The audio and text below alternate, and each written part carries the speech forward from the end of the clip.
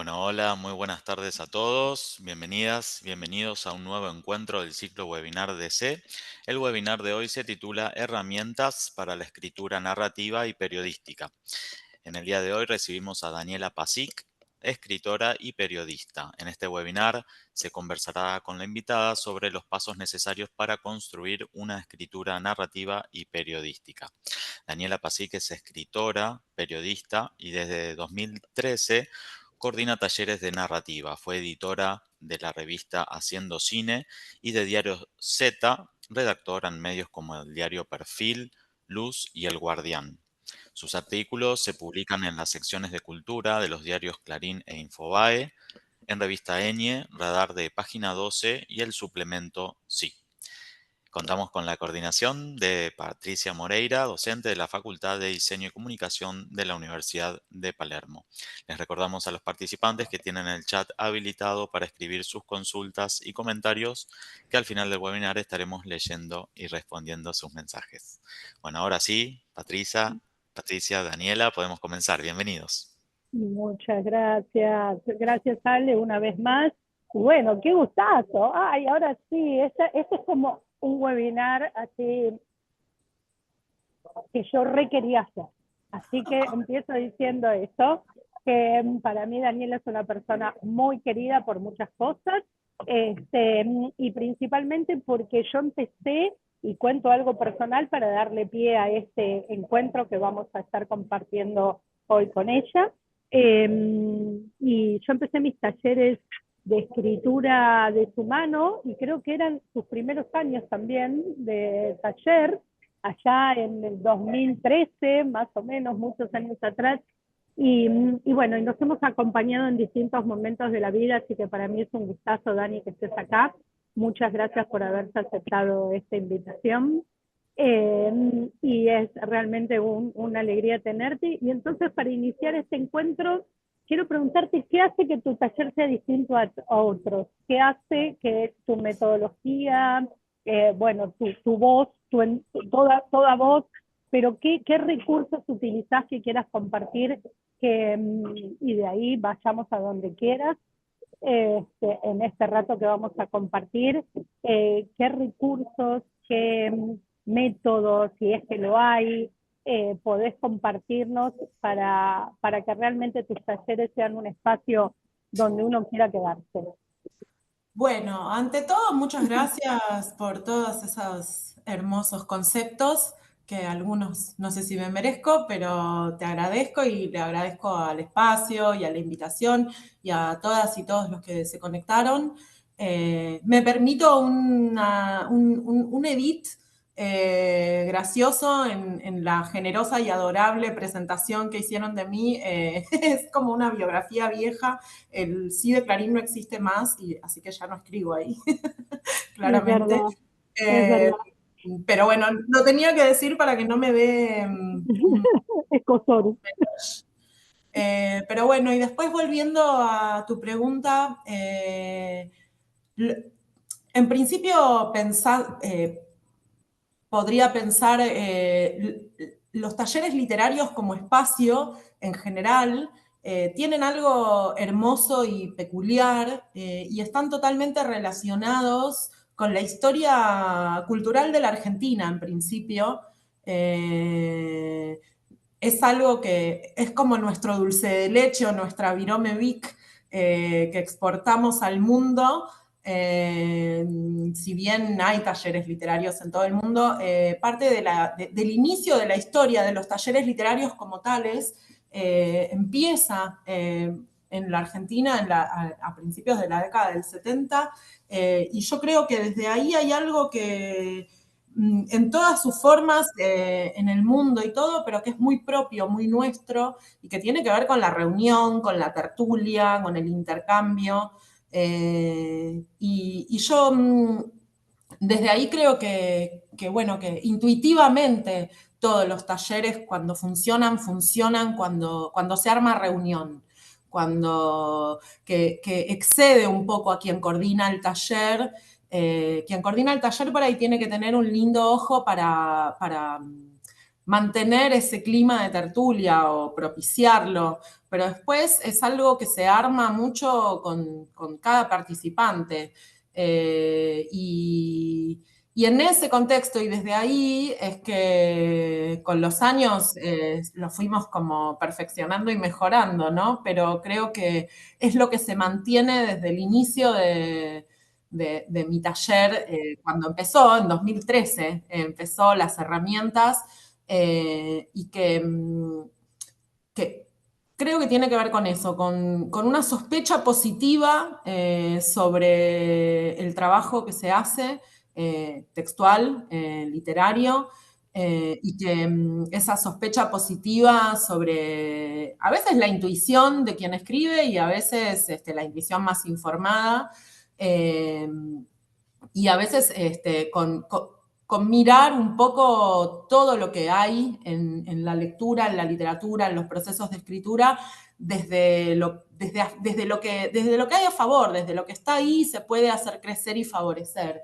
Y en eso sí, yo en algún momento, por mi experiencia del otro lado, ¿no? Como participante de talleres coordinados por otras personas, en aquel momento no había tantos talleres como ahora, que, bueno, yo creo que la pandemia y las crisis y un montón de cosas a veces llevan a, bueno, no sé, paródicamente podría decir que son las canchas de pádel del siglo XXI.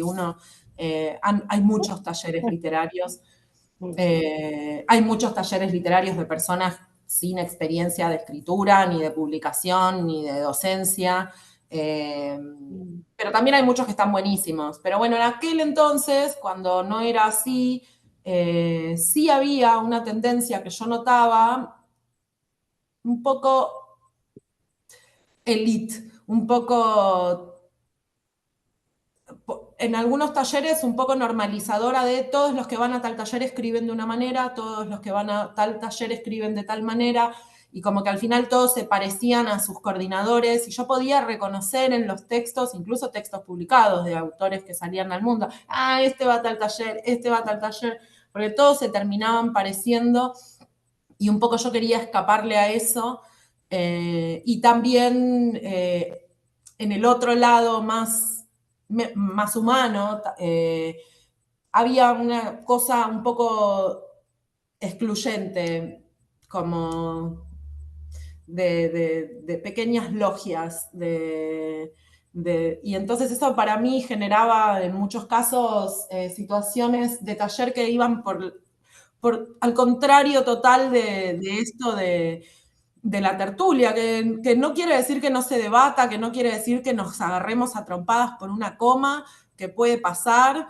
o por nada, un concepto estético, porque a veces la pasión es discutir y otras veces es buscar lo positivo de lo que se puede favorecer en un texto, pero que era esa cosa de si no perteneces a determinado grupo de taller, no accedes a otras determinadas cosas, ¿no? Como, bueno, qué sé yo, lecturas, bueno, a veces publicaciones, trabajos. Y un poco, bueno, en mi pasado yo crecí en los 90s, en una Buenos Aires orillera y punk, desde lo cultural, y bueno, el punk es como una varicela, ¿viste? Te curás cuando se te pasa la adolescencia, pero los anticuerpos te quedan para siempre. Y desde ese lugar, un poco, bueno, un poco de hazlo tú mismo y también un poco de ir en contra de determinadas corrientes. Lo que siempre intenté favorecer dentro de mis espacios de taller era ir por el contrario y por la orilla, incluso de frente en contra de eso. Y entonces desde ahí encontramos que ir a favor de los textos y que ir a favor del intercambio, que ir a favor de la mezcla de experiencias y personas, era algo que estaba bueno, porque después yo creo que es algo que también se encuentra en lo que subjetivamente considero buena literatura, y que es que no me concluya nada, que no me explique nada, que no cierre nada, que abra. me abra a pensar, que me abra a imaginar, que me abra a irme de vacaciones en mi mente a ese lugar que crea mientras estoy leyendo. Y en esa búsqueda de no cerrar, no concluir y abrir mundos, bueno, un poco lo que sucede en los grupos de taller de las herramientas, que a veces también son cursos que doy cortos en determinados lugares, pero bueno, y siempre hay grupos anuales. Es esa búsqueda de que se mezclen distintas edades, distintas experiencias, tanto de escritura como de publicación, como de taller, y que se mezclen sobre todo distintos estilos de personas, para que desde esos distintos lugares, miradas del mundo y de la literatura, podamos ir enriqueciendo cada uno lo propio. Hay como un concepto más nuevo que vengo pensando en los grupos de talleres, que es reunión, entonces lo que se genera es una suerte como de cerebro y corazón conjunto en la reunión, en donde lo que vamos buscando depende del grupo, pero a través de ejercicios, a través de lecturas, para ver procedimientos y herramientas, y a través de lecturas del material propio, es esto, es a usar todo procedimiento y herramienta en favor de eso que tenemos o que queremos desenterrar, sin prejuicio, degenerando los géneros. Que no quiere decir que alguien no haga género, alguien puede escribir, qué sé yo, un policial, pero de pronto necesitas usar algo que viene de otro lado, o que no es necesario definir qué es un cuento, es una novela, es un poema, y entonces vamos viendo en la búsqueda, siempre abriendo, para que después, con el objeto estético terminado, el objeto nos diga qué es, en vez de nosotros al material. ¿Qué te iba a decir, Dani? Qué interesante que lo decís, porque mientras te escuchaba pensaba yo que me muevo y laburo en el campo de las artes visuales. En las artes visuales pasaba lo mismo, ¿no? Había como un status quo ahí, como una cosa más dogmática, vas a hacer pintura con tal y terminás pintando como, digamos, eso mismo que vos decís de la escritura es un reflejo de lo que pasaba seguramente en muchas disciplinas artísticas. Hoy hay un trabajo más transversal, ¿no? Otra escucha, me parece. Bueno, ¿sabes qué? Y de paso te ayudo, que así podés tomar agua. Dale. Justo hablabas de las artes visuales y en realidad hay todo como una subtrama dentro de este espíritu y esta energía de taller que yo le tomé prestada y adapté a mi mundo, a Diana Eisenberg, que, bueno, vos sabés quién es, pero para quien los que están acá por ahí no tenga idea, Diana Eisenberg, además de que es una gran artista visual argentina, es una gran tallerista argentina. De la década del 80 en adelante pasaron por su taller de artes visuales todas las personas relevantes del mundo de las artes visuales. Y ella, bueno, también escribe libros sobre los procesos de dar taller, y entre miles de cosas que tiene Diana Eisenberg geniales, ella tenía un formato de clínica de obra en sus talleres de artes visuales, entre otras cosas que tiene, no es lo único que tiene, pero digo, esto es algo que yo le tomé a ella, que era presentar una obra y que las devoluciones del grupo no sean críticas, sino que sean elogios, preguntas, dudas, curiosidades. Y desde el elogio empezar, no el elogio de sobalomo, ¿no?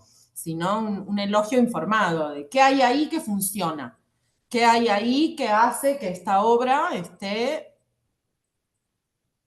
en pie, más allá de mi subjetividad y de lo que me guste a mí, ¿no? ¿Qué hay ahí que hace funcionar a ese artefacto?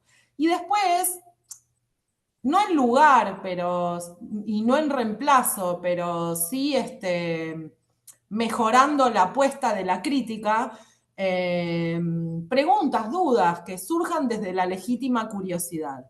Y esas preguntas y dudas, que no son al autor o a la autora, sino a la obra en sí,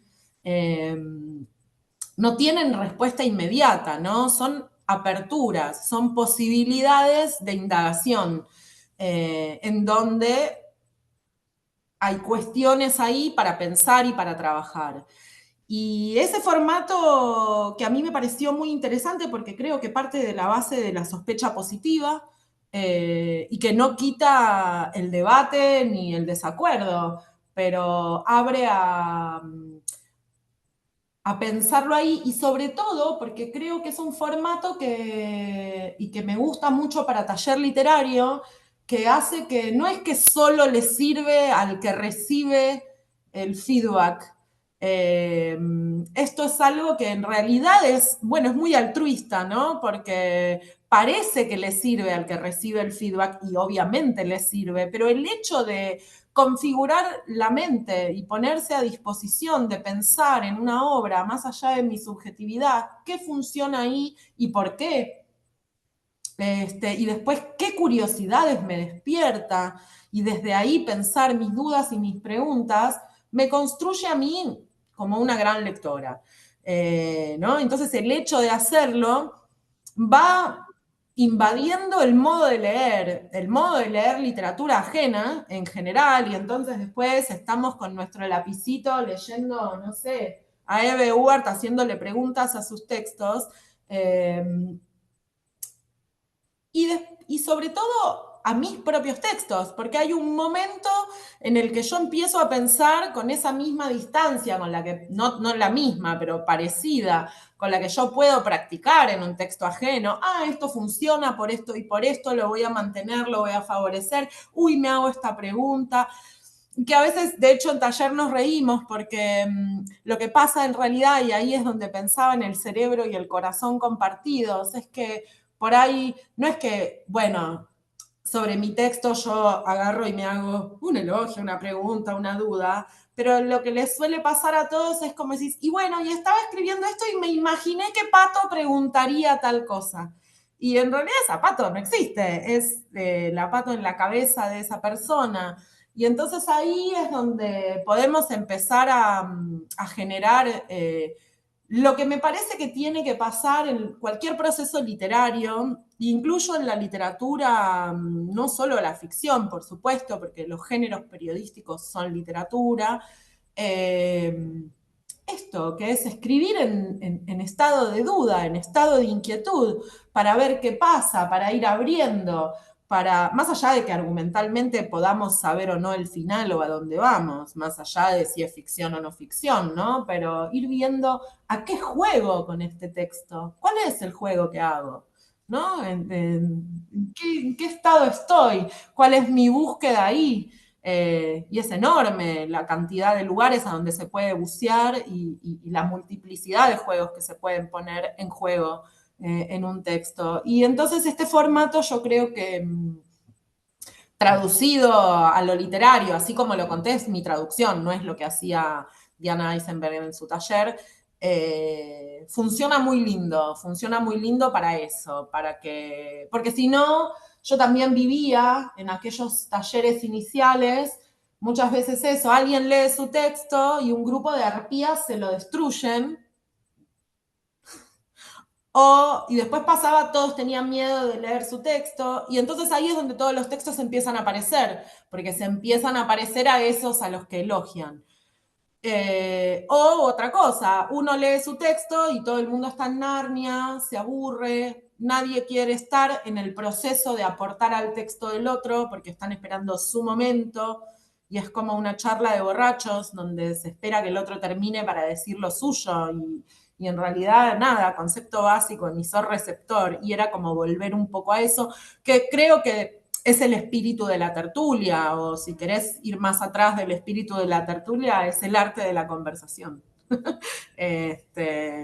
Ejercido ahí, de esa forma. Sí, no, y además te para, no sé, por ahí es muy, pero en serio, es como que éticamente te paras distinto frente al otro, porque es como esto, el elogio para mí fue como muy innovador en su momento, bueno, era mi primera experiencia en un taller literario, pero sentí de tu mano que sobre todo después, es verdad, es la subjetividad de cada uno, del equipo, digo, y de quien escribe y quien escucha, pero sí me parece que partiendo de la posibilidad de una apertura positiva o de que siempre hay algo, es pararse de otra manera frente a un texto, o frente a la vida en general, ¿no? Pero siempre hay una posibilidad de decir algo lindo de algo. Y Claro, igual eso, no es tan Sarakei como eso, digamos, o como se puede no, no, entender eso. sí, No, ya sé, yo sé que vos lo sabés, lo aclaro para el grupo acá sí, que escucha. Por sí, ejemplo, sí, mi total. maestra literaria fue Irene Gruz, que era una poeta, y era una poeta conocida por su, bueno, por su gran poesía, pero en el ambiente o pequeño mundo de los talleres literarios y más los de poesía, que es todavía más pequeño, todo el mundo me decía como, uy, tipo, qué brava, ¿cómo te vas a lo de Irene? Irene tenía una pregunta que hacía mucho, eh, que era, ¿y esto a mí qué me importa? Y que yo creo que en realidad es lo mismo que propongo yo, pero desde otro lado. Irene no era brava, ¿viste? ¿Vieron? Le hablo a todos. Cuando una mujer tiene carácter le dicen brava, cuando un hombre tiene carácter le dicen, oh, qué genio. Irene era una genia. Pero sí era camorrera por ahí. Pero también era camorrera porque, bueno, no tenía paciencia para lo tilingo, diría yo. Entonces, bueno, iba muy al grano. Irene también fue tallerista muchos años, pero ella privilegiaba mucho dar taller individual con el tiempo y en la medida de que pudo elegir.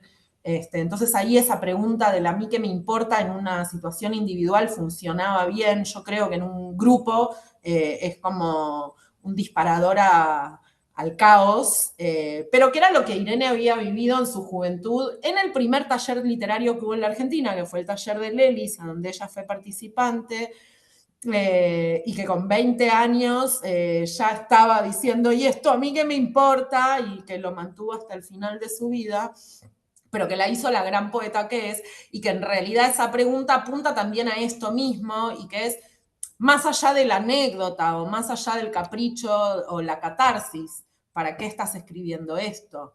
Eh, y desde ahí, bueno, para traducirlo a los tiempos más actuales y sobre todo a una dinámica más actual, que el mundo es cada vez más hipersensible y tiende a ofenderse y no pasa en los talleres, en los espacios de taller literario que en general coordino, porque en general las personas que tienen esa inquietud, me parece que no tienen esa tendencia, pero sí es algo que está en el mundo y que nos afecta a todos, y que es todo el mundo se ofende por todo. Y es muy fácil la pelea. Y a mí me parece, a mí me aburre profundamente la pelea porque sí. Eh, y sí creo que está bueno generar un espacio creativo en donde quienes estén se sientan seguros de que nada es en contra de esa persona, de que todo es a favor de los textos. Y bueno, desde ahí a mí me parecía que la versión de empezar pensando desde el elogio, desde esa sospecha positiva, es como una manera eh, más afín a los tiempos que corren de preguntar, ¿y esto a mí qué me importa? Que en definitiva es lo que subyace, ¿no? Eh, porque en la otra parte de la devolución, que son las dudas, las preguntas, las curiosidades, está también eso. Porque son preguntas que se le hacen al texto, que no se le hacen al autor o la autora, entonces no se responden en el momento, son las cuestiones que se tienen que llevar para pensar, y que a lo que te terminan llevando a pensar siempre es a eso, es, bueno, ¿y esto para qué sirve? ¿Para qué sirve en este lugar, en este texto? Eh, Dani, y tu trabajo periodístico, porque tenés ahí como, bueno, tu pata taller y después haces tu trabajo periodístico, que sé que también lo disfrutas mucho, de hecho muchas veces haces ahí un link con las artes visuales. sí, ¿Cómo, bueno, qué es eso? El periodismo es un oficio, más allá de que se estudia en universidades hace ya un par de décadas largas, es un oficio. Entonces, es algo que se aprende haciendo en un punto, o que me parece que excede a lo que puedas aprender académicamente, en el sentido de que siempre está bueno estudiar académicamente, pero que cuando salís a laburar terminás de como fijar todo ese conocimiento, y que si nunca saliste a laburar, no sos periodista, aunque te hayas recibido de periodista, porque es un laburo que se hace haciendo. Esta mañana, tuve el honor feliz de entrevistar a Martín Caparrós en persona. Mirá, está acá. Está Pensé que acá, estaba acá. sí, Está viviendo en España. Sí, vive en Madrid y vino unos pocos Wow, días. Le wow. están dando en este instante un honoris causa en la UBA. El jueves hace un evento con amigos, vino a presentar un libro.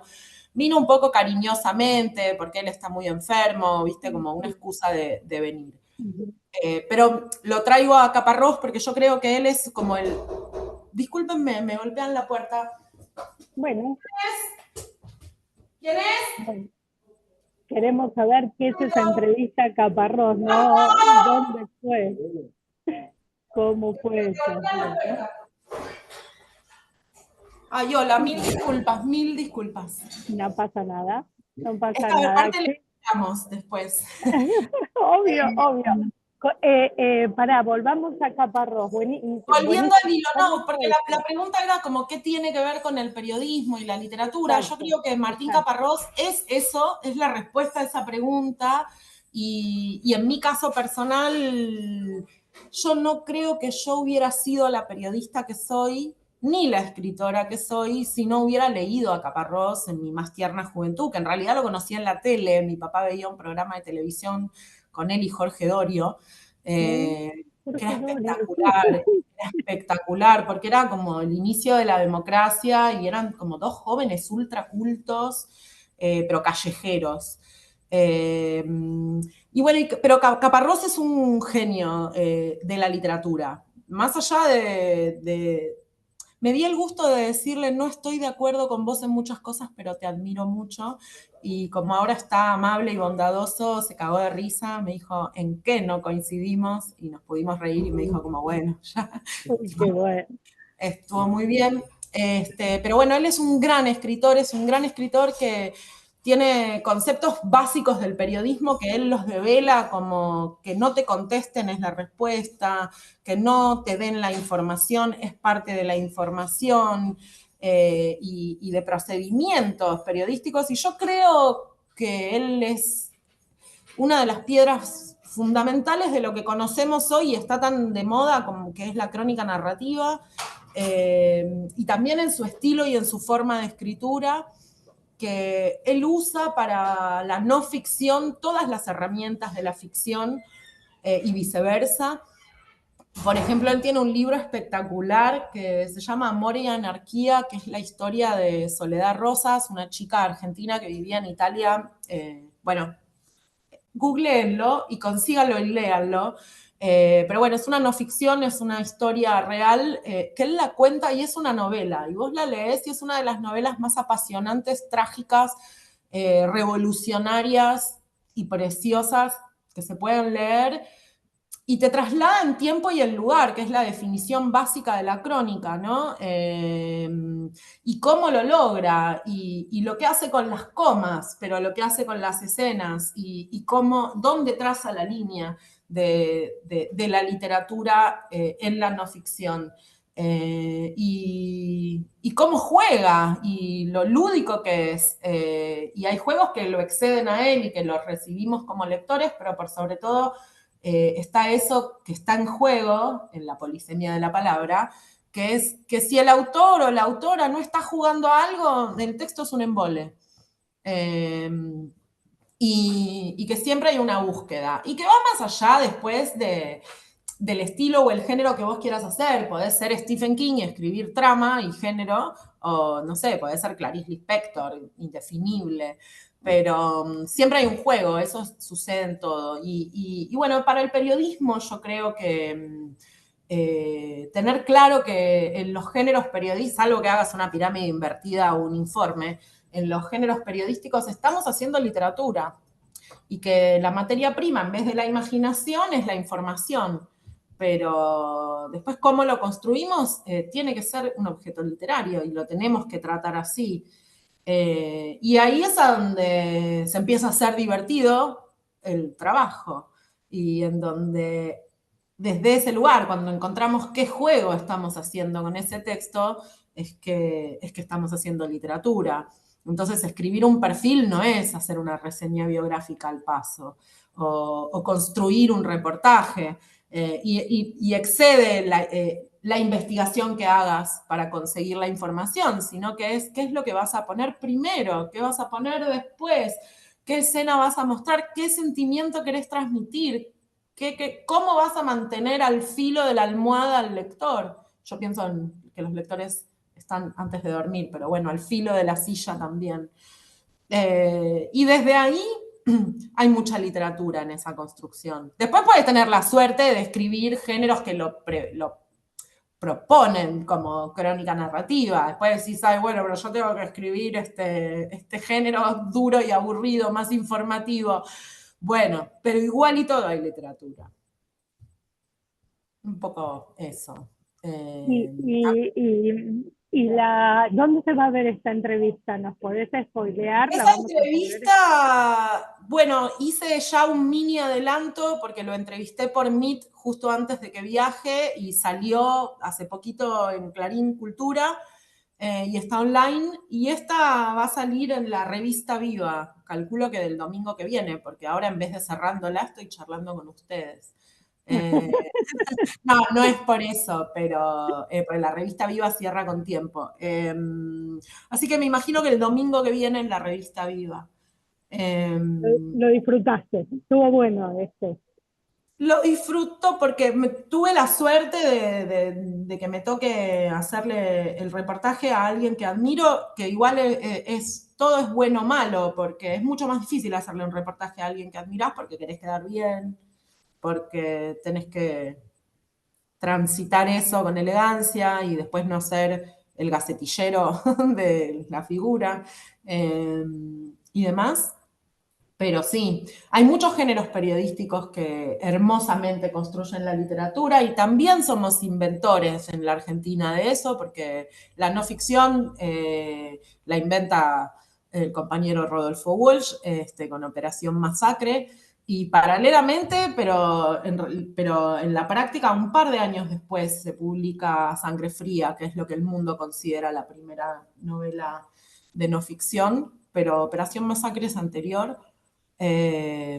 Y no había internet en esa época. Y en realidad yo lo que creo es esto, es como que hay una globalización que tiene que ver con esto, con el cerebro compartido que a veces excede una reunión de taller, y que es gente buscando algo, gente jugando a algo, abriendo y no cerrando, y viendo qué ponen en juego, y que entonces desde lugares súper distintos, porque sus historias podrían ser diametralmente opuestas, Truman Capote y Rodolfo Walsh, pero llegan al mismo lugar de procedimiento estético, ¿no? Porque las historias son distintas, pero ahí hay algo, y ahí y bueno, y entonces desde ahí en esa escuela tenemos hermosos géneros periodísticos, como la investigación periodística, que es un género que yo ejerzo cuando puedo, porque pagan muy mal y lleva mucho tiempo, pero es hermoso. La crónica narrativa, los perfiles, las biografías. ¿Cómo no van a hacer literatura con eso? Ahí tengo unas preguntas, Dani. Bueno, Sí. mira, Ivana dice, bueno, un poco lo que venimos hablando, pero por ahí le querés dar una vuelta más. Dice, ¿cómo fusionás periodismo y literatura narrando una historia en un marco literario? Bueno, un poco así, digamos, desde el lugar del periodismo, llevando todos los recursos, procedimientos que creemos que son propios de la ficción o de la literatura más de género, a ponerlos en juego en servicio de de contar una historia, porque el periodismo es contar historias, pero bueno, con materia prima de información. Pero al revés también, porque entonces si lo pensamos al revés, podemos pensar, qué sé yo, en García Márquez. Y entonces hay un montón de cosas del... Igual, para mí ahí ya excede, no es solo el periodismo, pero todo lo que tengamos como background nos va a construir como mejores periodistas, mejores escritores. Y bueno, Chekhov era médico, o sea, no es que hay que hacer una carrera literaria y no sé qué. Y yo creo que el periodismo en García Márquez está muy presente, pero que tiene que ver con, bueno, sacando a Crónica de una muerte anunciada, que casi te lo dice en el título, pero es cómo organizamos la información, y eso es algo que en el periodismo se hace de oficio casi, ¿no?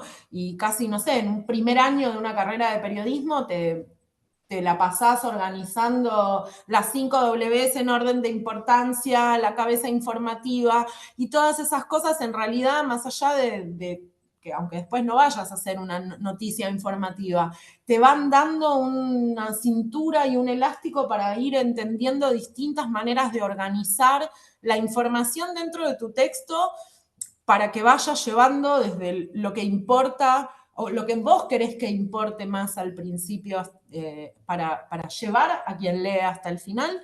Y yo creo que eso es algo que es, en el ejercicio del periodismo está muy ejercitado y es casi una especie de entrenamiento que favorece y facilita algunas cuestiones de la escritura de ficción también.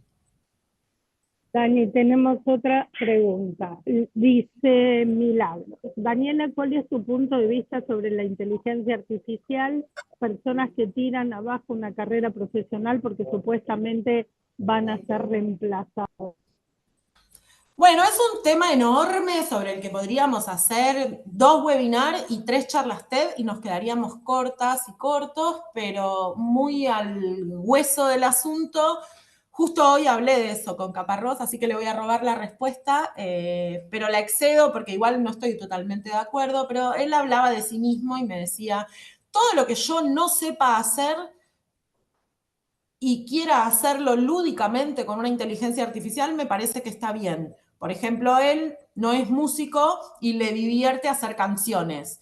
Entonces, hace mini canciones, tipo los jingles de Gelatina, porque a él le gustan las rimas y las cositas, y dice que no podría si no. Dice, ahora me decía, no voy a escribir mi columna para el diario con una inteligencia artificial, porque eso sería un desfalco. Después, desde otros lugares, yo en eso estoy de acuerdo, digamos, que si es en un ejercicio lúdico está bueno usar la inteligencia artificial. Yo creo que las herramientas no son malas. El ejemplo clásico, un cuchillo, si lo agarra un cocinero, es una buena herramienta. Si lo agarra un asesino, es una mala herramienta. Y yo creo que la inteligencia artificial es una herramienta. Es una herramienta que está en desarrollo y que todavía no podemos ver los alcances que tiene y que todavía no tenemos ni siquiera legislado lo ético dentro de este tipo de herramientas. Y entonces ahí es a donde me parece que, bueno, muchas veces tiende a la maldad el uso, porque sí tiende a nada, desde el desgano y apagar el cerebro, como yo tengo alumnos de primer año en una universidad privada de redacción y me escriben con inteligencia artificial y decís, no, o sea, no vale, porque para que vos puedas entender cómo darle un buen prompt a la inteligencia artificial, tenés que primero aprender tracción a sangre y después, bueno, vemos si querés o no escribir. Y entonces cuando se usa así a mí me parece que está mal y yo entiendo que hay gente que la usa así por maldad, pero hay otra gente que la usa así porque está dado, ¿no? Porque, y a mí lo que me preocupa en miras al futuro, más allá de la pérdida de laburos, porque en eso no creo, porque todas las evoluciones tecnológicas de la humanidad hicieron que se pierdan trabajos y después existían otros. No es que con la revolución industrial, bueno, cambió todo y quedamos en la muerte. Es como cuestión de mirar hacia atrás en la historia. Y esto es otro tipo de revolución tecnológica, más que industrial. Pero sí me preocupa qué pasa con nuestras cabezas, y no con nuestras, que ya estamos hechos. ¿Qué pasa con alguien que se cría así desde el inicio? ¿Qué capacidades va a tener? Y también quiénes dominan esas inteligencias artificiales, porque si le preguntamos todo a Grok, y bueno, yo no quiero que Elon Musk me diga cuál es el mundo. Y a su vez, porque ¿de dónde sacan las inteligencias artificiales la información? De la web. Y por el momento la web tiene producciones hechas por personas, con investigaciones, con cosas, pero cuando eso deje de existir, va a ser Grok hablando con Grok, por poner uno, ¿no? No es que estoy en contra de uno o de otro, no. Y entonces ahí sí, me parece que tendríamos algo que hacer como humanidad para que esta herramienta sea un cuchillo de cocinero. Bueno, sí, bueno, si alguien quiere hacer alguna otra pregunta, porque ya vamos a estar en nuestro tiempo de cierre de la charla, así que es el momento de hacerla. Y sí, es verdad lo que vos decís, me parece que este tema da para muchos webinars. Hay cosas igual copadas. Yo hoy desgrabé Sí. mi entrevista con una inteligencia artificial. En vez de estar 6 horas desgrabando, pum, me las grabó. Pero ahora yo después la releo, la edito, la toco. Entonces, sí, o como el chiste del meme, que la inteligencia artificial me haga los trámites. Yo escribo la literatura. Claro, tal cual, sí, sí, no entregar todo, ¿no? Claro. Dani, ¿qué estás leyendo? Bueno, muchas cosas a la vez porque están las que leo por gusto y después las que leo por trabajo, pero acabo de terminar una novela espectacular que se llama La Invitada de Emma Cline, que es una escritora estadounidense joven, millennial, 36 años, que hace unos años salió su primera novela que se llama Las Chicas, que fue bastante comentada, y esta es su segunda novela y la recomiendo con todo mi corazón. Es hermosa. La Invitada. Después, no, y después estoy leyendo un montón de cosas más. Tengo acá, por ejemplo, El amor es un círculo naranja, que es un libro de poemas de Laura Lobov, que editó Nebliplateada. Laura Lobov es una linda poeta de la generación 2000, la merma de María Moreno, hablando de literatura y periodismo, la reina. Y después tengo para leer, que todavía no empecé, Romina Paula, hija biológica, que es la última novela de ella, y este libro de Sueños de Fernando Martín Peña, el del cine, son sueños de él. No, ¿cómo es ese título? Se llama Sueños. Sueños, ok. Sí, es una editorial que se llama Híbrida, que medio favorece un poco publicar cosas que no podemos definir mucho en un género. Y hablando de género, y si querés cerramos, ¿cuál es tu relación con el terror? Soy fan. Ya sé que sos fan. ¿Por qué sos tan fan? ¿Qué te atraviesa el terror que te hace fan? Yo creo que, en principio, porque creo que desde lo más sesudo o intelectual posible, yo creo que el género terror es el que cuenta el mundo actual, sea en cine o en literatura, digamos, por lo menos el mundo actual, ¿no? Y el género terror, cuando está bien hecho y desde sus orígenes, si volvemos a la gesta de lo que es el terror, de lo que habla es de las coyunturas. Más en lo actual, si quieren, es, bueno, Carrie habla del bullying, El Resplandor habla de la violencia intrafamiliar, y a su vez está construyendo, bueno, nada, lo que es Estados Unidos y el ojo del capitalismo, que es eso, bullying, alcoholismo, violencia. Pero si vamos a Frankenstein, habla del temor a los avances de la ciencia. Y si vamos a Drácula, habla del temor al extranjero. Y que entonces yo creo que es una gran manera de pensar el mundo intelectualmente. Pero después está la otra parte, que es, me gusta sentirme así, porque me siento segura en ese sentimiento, porque estoy en mi casa con un libro, no me va a pasar, no me gusta el terror que me asusten en la calle, me gusta leer terror, que creo que es un sentimiento que tiene mala prensa, porque la gente no dice, ay, no, esto es de llorar, agarran y lloran. Y sí, bueno, y esto es de dar miedo. Y bueno, agarrá y tenés miedo, está buenísimo. Dani, ¿dónde te encuentran? Bueno, es que difícil, no sé. Está, En tu Instagram. está mi Instagram, que es unadanixa, UNADANIXA. No sé si se puede. Espera, lo podemos poner en el chat, ¿te parece? Así. Advierto que mi Instagram es una mezcla de divulgación literaria, pero también fotos de mis gatitos, porque son muy lindos. Y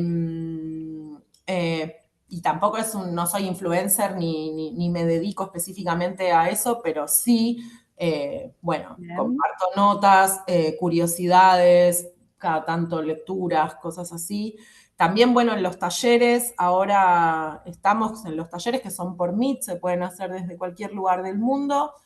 En septiembre voy a hacer una pequeña cápsula de taller para la extensión de cultura de la Facultad de Ciencias Sociales, que también... Sí, lo vi. Eso es con sociales UBA. Sí, Okay. cada tanto hago eso en sociales y igual es el taller de narrativa que hago, pasa que es anual, pero ahí hacemos pequeñas cápsulas de 2 meses. Y bueno, y por ahí. Sí, en muchos espacios, ¿no? Sí, también vi el otro día estaban comunicando todos los talleres de Orsay y ahí apareció Daniela y Sí, qué ahí bien. también hubo Lindo proyecto Orsay, ¿no? Sí, es extraño y polémico, pero Extraño, a la vez copado. polémico y extraño, pero Sí. ok. Pero no me hagas Sí. olvidar que estamos hablando en algo público, pero no, es lindo. Lo que sí tiene de bueno es que es un espacio hacedor de cosas. Y a mí me gustan las gentes y los espacios que hacen cosas, porque creo que Sí. hacer cosas es lo que nos va a salvar de todo lo malo que nos rodea. Todo lo malo que tiene este mundo cada vez más cruel, así que sí, a seguir. Claro. No, y a seguir con las tertulias, me parece Sí, que eso, ¿no? Eso, sí, las tertulias como lugares de encuentro, así que sí. bienvenido sea eso. Bueno, acá te están diciendo que muchas gracias, que muy linda la charla, que muy lindo escucharte, así que gracias. Y bueno, Dani, un gustazo, gracias por el tiempo compartido y bueno, nos estaremos viendo en cualquier Pues momento. sí. Bueno, no, te agradezco a vos, Pato, por la invitación, le agradezco a la UP por el espacio y a todas las personas que se conectaron, por su escucha, por el interés, y a los que preguntaron les agradezco doble porque me encanta la gente que pregunta cosas. Hermoso. Muchas gracias, Dani, querida. Hasta luego. Abrazo grande. Muchas Chao. gracias. Ahí te vas con un montón de felicitaciones y corazones. Mira, Muchas hermoso, gracias. hermoso. Gracias. Besito. Chau, chau. Chao. Chau, chau.